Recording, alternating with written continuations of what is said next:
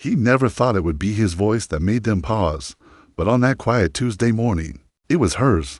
Mia Thompson was pulled from her car, handcuffed, and taken to the police station. No warrant, no questions, no explanation. She didn't speak up at first, not because she'd done something wrong, but because she believed in waiting, in listening, in learning before reacting. This is not a story about revenge or anger. It's a story of strength, purpose, and truth. A story of how one woman, guided by self-control and clarity, stood up for herself and sparked change. Mia was a librarian in a small suburb of Milwaukee. She was known for her gentle voice, for her kindness, for the way she helped troubled teens find a book that spoke to them. She drove to the station that morning to pick up forms for the reading club. She planned to start at a youth center. She never expected for officers to surround her car, to open the door, to say she was under arrest, without a reason, without a warrant, just because they said she had to come with them. Behind them, the station's door closed. Its thud sent a clear message: silence, compliance. Fear. Mia didn't feel fear. She felt confusion, deeper than any coil of adrenaline. Her hands remained folded in plain view. Why am I under arrest? She asked calmly, but no answers came. Inside the station, hours passed. The lights buzzed. Mia's wrist smarted where the cuffs pinched, but that pain was small compared to the ache inside her chest. A librarian, a volunteer, a quiet mentor, now treated like a criminal. She wanted to scream, but she didn't. Instead, she breathed. When they finally allowed her to phone her lawyer, she said nothing but, "They arrested me without a warrant." He didn't argue. He just said, calmly, "We'll fix this." And later, they did. At trial, the city's lawyer argued mistake, a misunderstanding, poor communication. But their defense faltered the moment Mia's lawyer asked the judge, "Where's the warrant?" There was silence. Cameras had caught the moment when officers boarded her car, handcuffs drawn.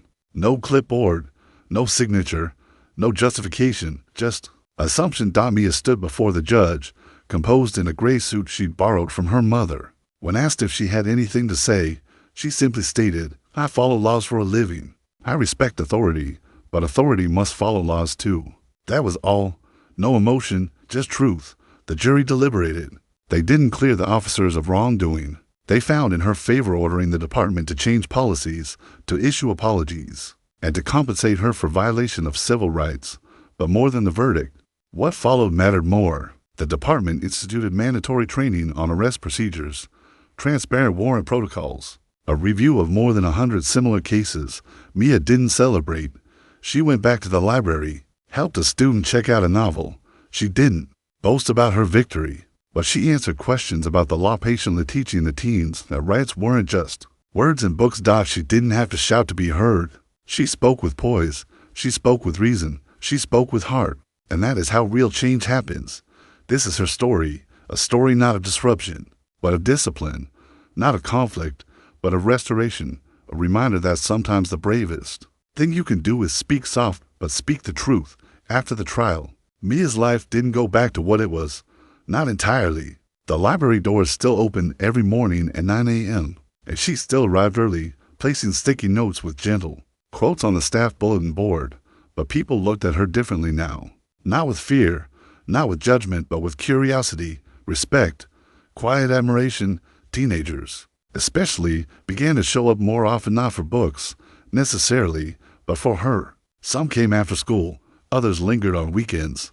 They didn't always know what to say, but they watched her, watched the way she listened without interrupting, the way she didn't flinch when asked hard questions, the way she carried herself not like a warrior, but like someone who had survived a storm and learned to walk peacefully in the rain. One of the teens, a 15-year-old boy named Terrence, had been suspended twice that semester. His file was thick, with attitude problems, but Mia didn't read the file. She handed him a copy of Just Mercy by Brian Stevenson and asked only one thing: "Will you come back and tell me what you felt?" Not what he thought, what he felt. Terrence returned 3 days later, book in hand, silent for 5 full minutes before he said, "I didn't know people like us had lawyers." Mia didn't correct him. She nodded. "We do. And sometimes we become the ones who help others get them." Word spread, not because Mia advertised, but because those who met her couldn't help talking.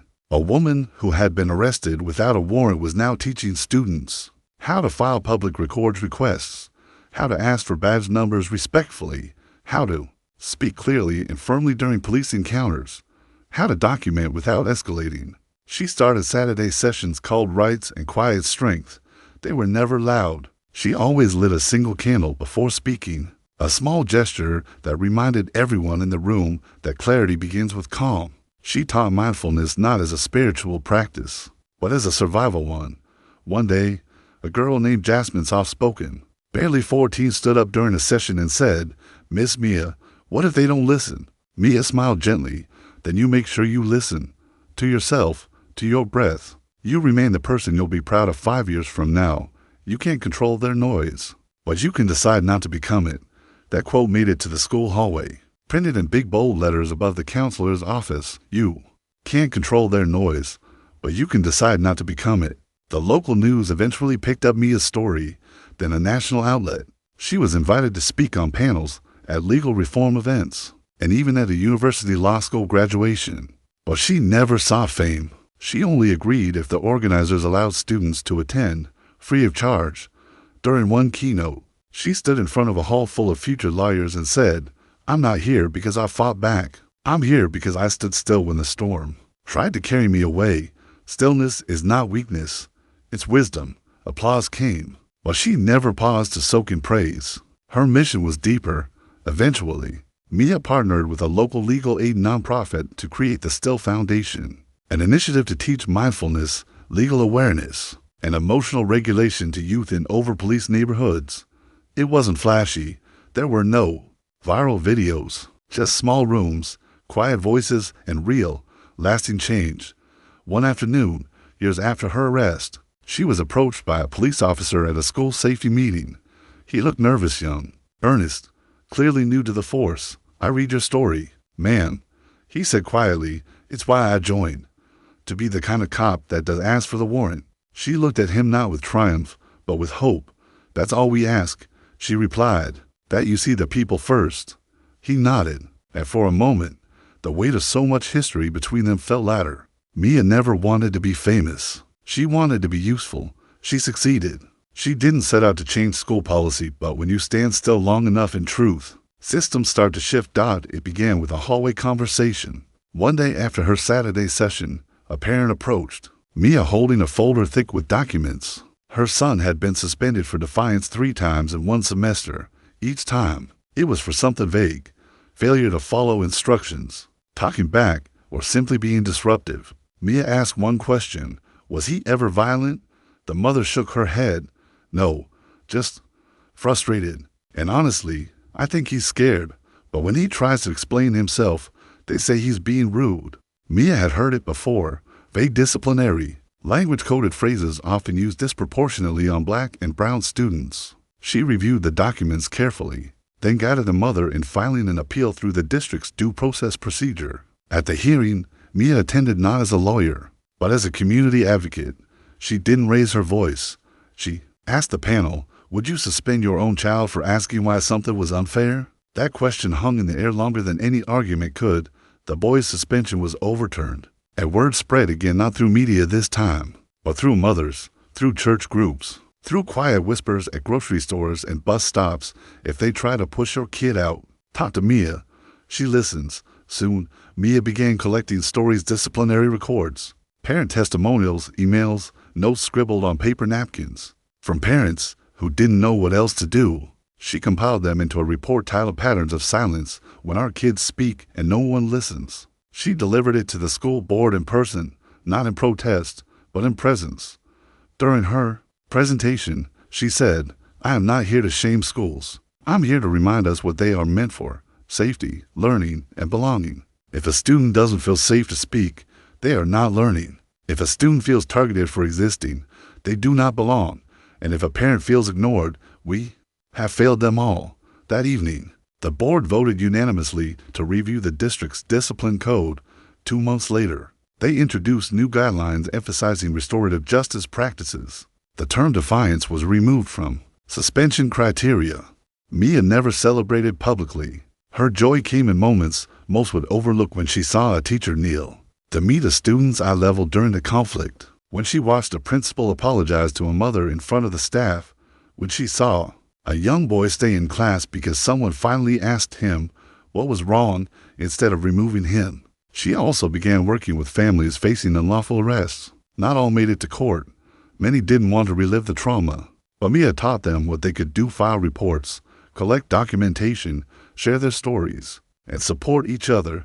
She started justice circles, community gatherings, held monthly where people could speak without fear. No phones, no cameras, just a candle in the center and a rule: listen without fixing. At one such circle, a man in his 60s broke down while sharing how his daughter was arrested in front of her children. He had never told anyone, not even his church. Afterward, he hugged Mia and said, "I didn't know this kind of healing was allowed." Mia replied, "It always was. We just needed to make space for it."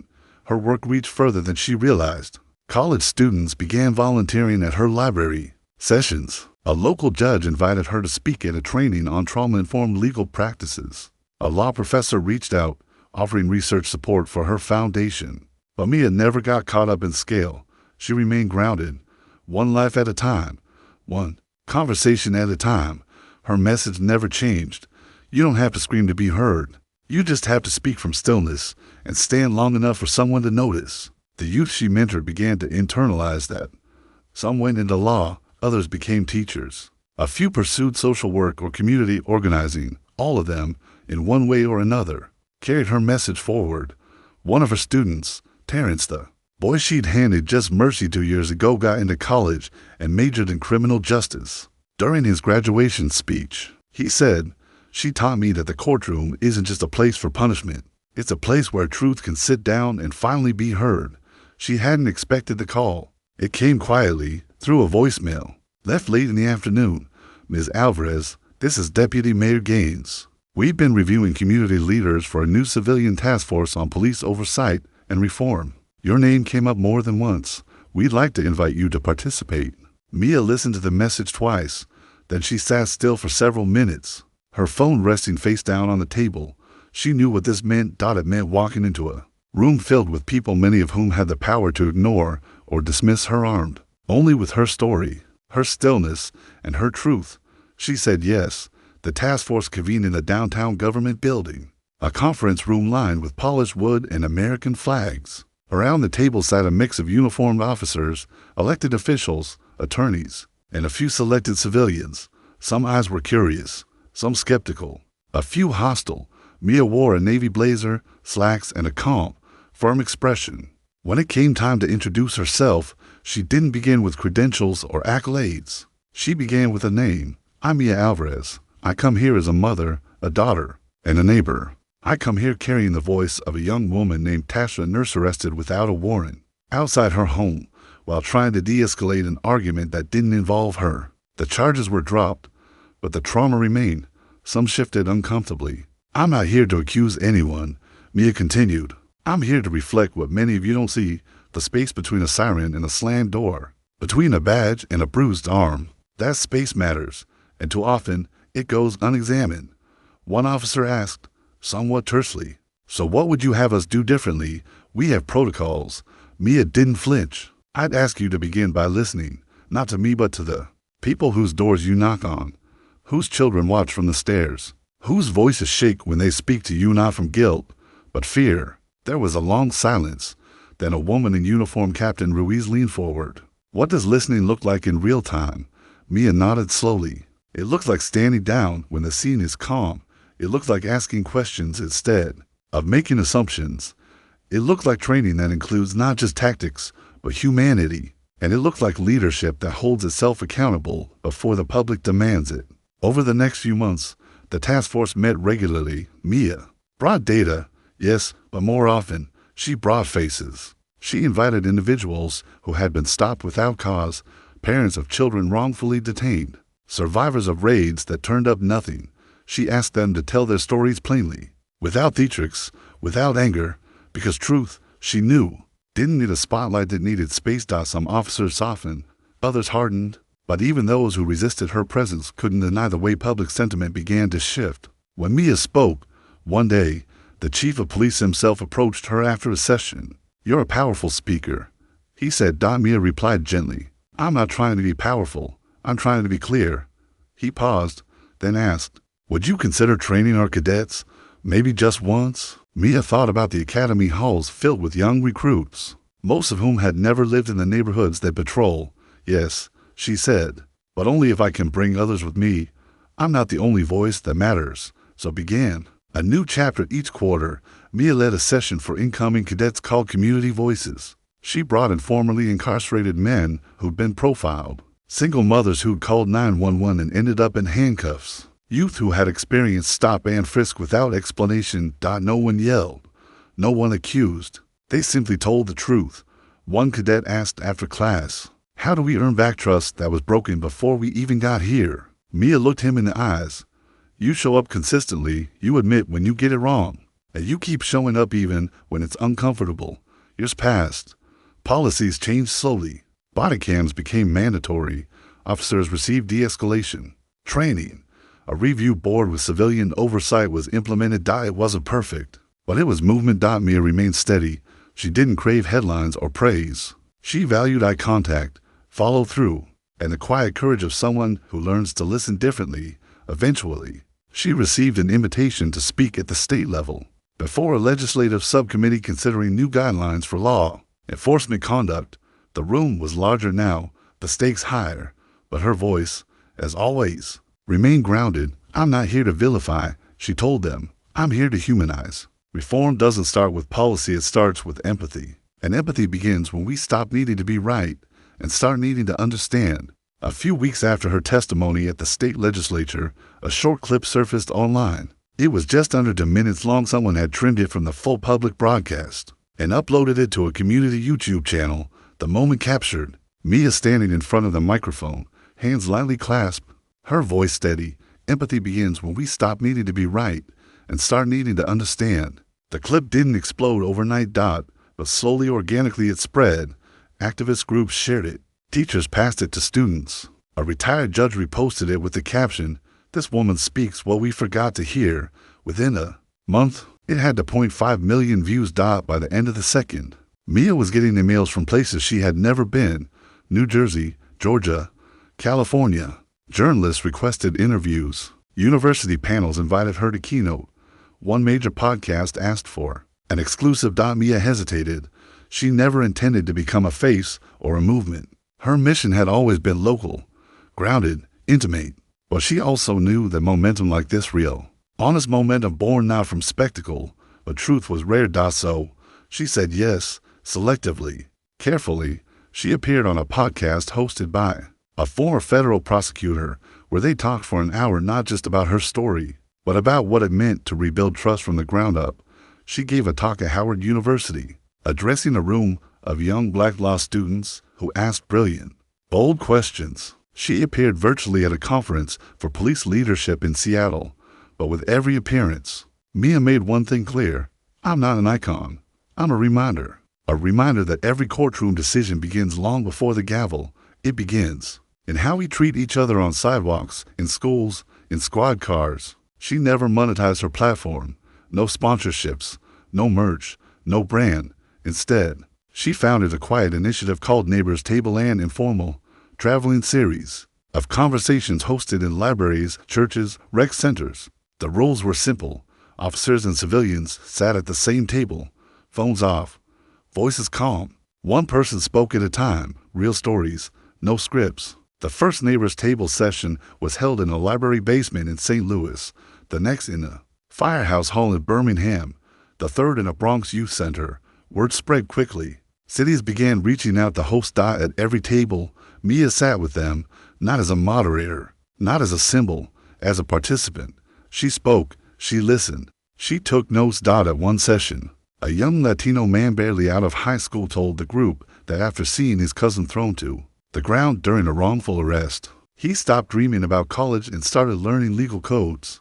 "I figured if they're gonna arrest us," he said, "at least I'll know what they're doing wrong." The room fell quiet. Then an officer across from him, a woman in her mid-40s with 20 years on the force, said something no one expected. "I'm sorry. I've done that. Not to you, but I've done that. I thought I was keeping control, but maybe I was just avoiding fear. Mia didn't interrupt. She let the silence stretch, let the weight of those words fill the room. Moments like that, she knew, couldn't be orchestrated. They had to grow from fertile soil, trust, presence, patience, over the next year. Neighbor's Table was featured in national outlets. A small documentary crew followed their sessions not for dramatics, but to capture the power of dialogue. When PBS aired the special, viewers wrote in from across the country asking, "How can we do this in our city?" But Mia never let the project become a campaign. Each table was still small, still humble. She refused to scale in a way that would sacrifice depth for reach. She still walked her daughter to school, still answered emails late at night after doing the dishes, still showed up to community board meetings where no one knew her name, and when asked, again and again, how she stayed grounded amid the acclaim, Mia always said the same thing: "I remember what it felt like to be powerless. That memory is my anchor." Eventually, a national civil rights summit invited her to speak. The stage was massive, the lights bright. Behind her stood a projection screen that read, "Justice begins with listening." She took the stage in a dark gray suit, no jewelry, no teleprompter. She began not with her own story but someone else's. "A woman once told me," Mia began, "that she didn't need the officer to say sorry. She just needed him to understand what it cost her to be seen as a threat instead of a neighbor. That's what we're here for, not retribution, but recognition." And in that packed auditorium, people wept, not out of grief, but release. Mia never imagined she'd be asked to advise on federal legislation. Yet one afternoon, her phone lit up with a message from the staff of a junior senator from Illinois. "We've been following your work. Would you consider joining a roundtable on civilian rights and police accountability?" She stared at the message for a long time before answering. Mia wasn't a policy expert. She didn't speak in legal jargon or frame arguments in the polished cadence of Capitol Hill. But she knew something just as valuable: what real people experienced when laws failed them. What it felt like when someone with a badge didn't see a person, only a profile. She agreed, not because she wanted the spotlight, but because she understood what was at stake if voices like hers didn't enter the room. The roundtable took place in a modest hearing room tucked behind a larger Senate conference space. The participants were a mix of legal scholars, civil rights activists, and former law enforcement officials. Mia was the only one without a formal title, and yet, when she spoke, people listened. She shared the story of a mother at one of her neighbor's table sessions, a woman whose teenage son had been handcuffed and detained because he fit a description. Though he had just come from band practice, he couldn't finish a sentence for 2 weeks. Mia said, voice low but clear, "He stopped playing trumpet, stopped sleeping." A legal advisor took notes. Another commissioner leaned forward. Then Mia added, "The trauma doesn't come from sirens or lights, it comes from the silence after. When no one calls to apologize, when nothing changes, when the next time could be worse." By the end of the session, several policymakers approached her quietly, one by one. "You put a face to what we've been quantifying," one admitted. A week later, Mia received a formal invitation to help shape a draft bill, one aimed at requiring all arrests, without warrants, to undergo rapid internal review by a civilian-led board. She'd read proposals like this before. They were usually buried in committees, rewritten to death, or gutted before they could make a difference. But this time, she sensed a shift. She didn't go in alone. She brought with her testimony, stories, letters from citizens, data gathered not by think tanks, but handwritten from community sessions. And she insisted that the bill include not just policy mechanisms, but funding for local healing circles, community spaces that mirrored her neighbor's table model. Predictably, there was resistance. Lobbyists tried to water down the language. Some officials questioned whether healing belonged in legislation. Mia didn't flinch. "I don't care if you think it sounds soft," she said at one meeting. "Our system's broken because it was built only for punishment. What we need now is dignity for everyone." Against the odds, the bill passed out of committee, narrowly. Then it moved forward to the floor. Debates were fiery. Amendments were thrown in. But through it all, Mia kept showing up, quietly, steadily. One night, she stood outside the Capitol after a long strategy meeting, gazing at the lit dome above. Her daughter called. "Are you still fighting the big fight, Mom?" Mia smiled, exhausted. "I'm still sitting at the table." Eventually, the bill passed. Narrowly, but it passed. It was signed into law on a rainy spring morning.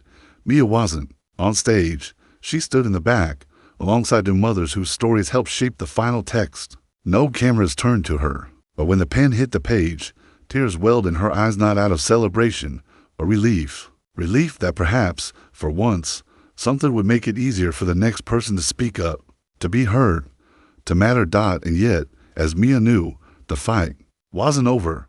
Laws help, but culture takes time. In the months that followed, she was asked to join more councils, more think tanks, more advisory panels, but she turned most of them down. She knew where her work belonged, in rooms without microphones, in church basements, in park rec centers, in places where people came not to be impressed, but to be understood. At one particularly tense community forum in a southern town with a long, fraught history, Mia sat quietly as two opposing sides traded accusations. One side demanded police be stripped of authority. The other demanded protesters show more respect. When the shouting died down, she stood. "I'm not here to pick a side," she said softly. "I'm here because I've seen what happens when we stop listening. I've sat across from officers who cry at night and mothers who never stop crying. What we need now is not more noise, but more courage, the kind that starts by saying, 'Tell me what hurt you, and I'll tell you what hurt me.'" Silence fell over the room, not agreement, but stillness, which, as Mia knew, was the first step back home. Her daughter had grown into a teenager with her own sharp opinions. One evening, after dinner, the girl looked up and asked, "Mom, do you think anything really changes?" Mia considered it. "Yes," she said, "but not all at once. Change doesn't walk in like thunder. It seeps in like light under a door, quiet, but steady." As she mended. In the months that followed the bill's passing, Mia received hundreds of letters, not from journalists or political operatives, but from everyday people, teachers, teenagers, retired police officers, even one corrections officer, who had quietly resigned after witnessing misconduct and reading about Mia's story. One letter stood out. It was from a high school student named Elena in a small Arkansas town. Her handwriting was neat, but forceful. "I used to think people like us couldn't change anything. But after our class watched your testimony online, I started asking questions. In civics, now our teacher lets us hold a weekly discussion circle on rights and justice. I want to be a civil rights lawyer someday, but mostly I just want to help people not feel scared of the system anymore. Thank you for being brave." Mia read it 3 times before carefully folding it into her notebook. It wasn't just gratitude. It was a spark.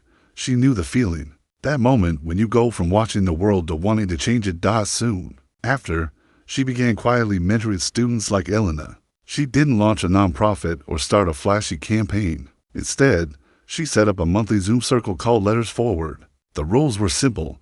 Bring a question, bring a story, and leave with the next step. The call started with 5 students, then 10. Within 6 months, there were over 100 attendees per month, some from cities, others from rural towns where justice felt like a rumor. They came to listen, to speak, and often to cry. One boy from Ohio shared that he'd been followed home by a local deputy. He didn't report it. He didn't know how. After the call, Mia stayed late to talk with him one-on-one, walking him through his rights and connecting him to a local legal clinic. The boy later emailed, "I didn't even need the clinic. Just knowing I wasn't alone gave me the courage to speak to the deputy myself." He apologized. That became Mia's quiet mission, not to fight every battle, but to equip others with enough clarity and confidence to fight their own. Meanwhile, back in her own city, things were changing too. The Civilian Oversight Board, the new legislation mandated, began reviewing cases faster. Officers knew their actions were now subject to civilian evaluation, not just internal reports. And for the first time, departments began asking community leaders to sit in on policy reviews. That's how Mia met Officer Darren Mills. Darren had served for over 20 years. He was tired not just from the weight of the job, but from the way his badge now brought suspicion before trust. "I signed up to serve, not intimidate," he said at their first meeting. They sat across from each other in a cold, quiet council room. At first, they spoke in cautious, clipped sentences. She had reason to distrust. He had reason to defend. But slowly, the walls came down. One night, after reviewing a use of force incident together, Mia asked him, "What made you join the force?" He looked away, then back. "My brother was killed when I was 16. No one came. I thought, if I wore the badge, I could be the one who showed up." She nodded, and now, he hesitated. "Now, I wonder if I've done more harm than good. Mia didn't offer easy comfort. She never did. Instead, she said, then maybe it's time you become the kind of officer who teaches others what not to do. From then on, Darren began attending her community sessions not in uniform, not as a speaker, but as a listener. He sat in silence while mothers told stories that mirrored the one Mia once lived through. He never interrupted, never corrected, just absorbed. Eventually, he began mentoring new recruits not just on tactics, but on tone. Watch how you talk to someone. He told a rookie, your words don't just land in the moment, they echo. Word got around. Other officers followed his lead not because they were told to, but because they were invited into a deeper sense of purpose. Meanwhile, Mia's own daughter had grown more curious, more outspoken. At 17, she approached her mom with a request. I want to start my own circle, for students, peer-to-peer, no adults allowed. Mia raised an eyebrow. Not even me, her daughter grinned. Especially not you. Mia laughed and agreed. That night, she wrote in her journal, maybe the best kind of leadership is the kind that knows when to step aside, and step aside she did. She focused more on writing. She began working on a book, not a memoir, but a guide, a quiet blueprint for those who wanted to speak up without shouting, who believed in justice without bitterness, who knew that change wasn't always about winning, it was about staying present, staying open, staying human. And so, Mia continued not as a symbol, not as a savior, but as a steady, persistent voice in a world that often rushed past nuance. What began as a case of wrongful arrest had turned into something far deeper, a ripple of reflection spreading across institutions that rarely looked inward. One of the first unexpected allies came from within city politics. Councilwoman Janine Alvarez had built her reputation on infrastructure and economic development, not civil rights. But after watching a recording of Mia's court testimony, particularly the moment Mia calmly dismantled the logic behind her unlawful arrest, Janine reached out. I've been in office 10 years, she said in their first meeting. I've passed a dozen budgets, but that speech, that made me realize I've never voted on anything that protected someone like you. Mia didn't offer praise. She offered a path forward. Then let's change that, she said. Let's write something together, not about punishment, about prevention. Together, they drafted what would become known as the Community Clarity Act, a municipal measure that required all local police departments to document and publish the legal grounds for every detainment or search, not just for accountability, but for public understanding. The act passed unanimously, surprising even its sponsors. News outlets, once hungry only for controversy, started to shift their tone. They began covering stories of reform, of listening sessions, of unlikely partnerships. One journalist, Malik Rose, dedicated a 5-part podcast series titled Justice After the Headlines to follow cases that never made front-page news but reshaped communities in quiet, powerful ways. Episode 3 was Mia's story, but not the courtroom drama. Instead, it focused on what happened after: the neighbor who apologized for not stepping in, the middle school teacher who rewrote her curriculum after hearing Mia speak, and the retired judge who admitted he'd once dismissed a similar case because she didn't have the language Mia did. The media shift didn't change everything, but it began to offer something rare: context. Meanwhile, schools began inviting Mia not just for assemblies, but to help develop new materials, modules on civic engagement, on knowing your rights, on storytelling as a tool for justice. She worked closely with a young curriculum developer, Andre, who said he'd been stopped 3 times before the age of 19. This stuff could have saved me years of fear, he said.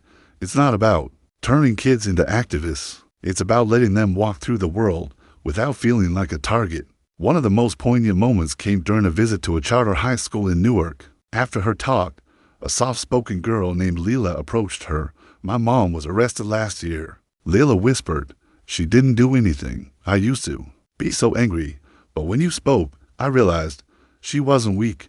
She was just tired. Mia put a hand on her shoulder and said gently, then maybe it's your turn to help her rest. Leila went on to start a student group called Second Chances. Their first campaign? Raising funds for bail assistance and legal support for parents held on low-level charges. Even the legal community began to shift. A group of public defenders reached out to Mia, asking her to host a session on how to better communicate with clients who felt voiceless or ashamed. She titled her presentation, "Start with Dignity." Not every door opened, of course.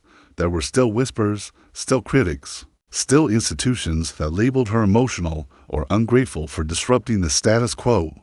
But Mia never aimed to be liked. She aimed to be clear, and clarity, she'd learned, was a kind of power that didn't need to shout. One evening, she sat on her porch as the sun dropped behind the buildings, casting the city in amber. Her daughter joined her, holding the cups of tea. "You ever think about what would have happened if you hadn't fought back?" her daughter asked. Mia stared into the distance for a moment before replying. "I think I'd still be trying to forget, pretending silence was peace." Her daughter nodded, then quietly said, "I'm glad you didn't."